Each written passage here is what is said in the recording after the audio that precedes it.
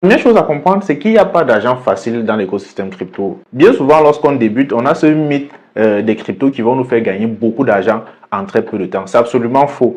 Et si vous investissez en ayant en tête ce mindset, vous allez enchaîner les mauvaises décisions, tout simplement en pensant que quel que soit ce que vous faites, vous allez gagner beaucoup d'argent. Vous devez remplacer cela par de la stratégie et des décisions réfléchies.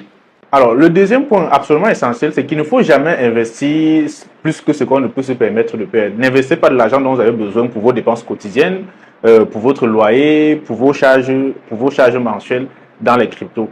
Vous devez investir un capital qui est libre de toute charge.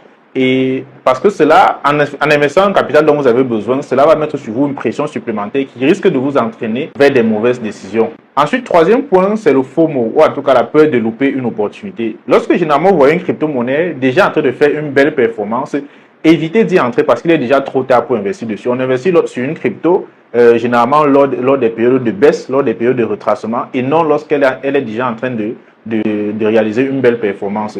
Donc prenez toujours le recul, n'investissez pas avec vos émotions et prenez le temps d'attendre la bonne opportunité pour entrer sur une crypto-monnaie.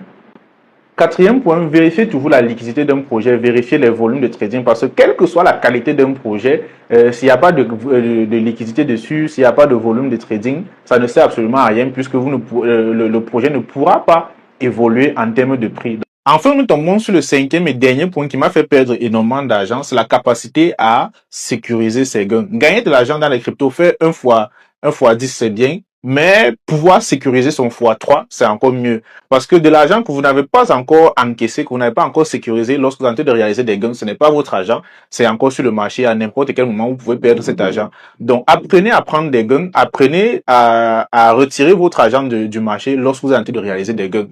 S'il y a d'autres erreurs que toi aussi tu as déjà eu à commettre en investissant dans les cryptos, n'hésite pas à les partager en commentaire pour édifier la communauté.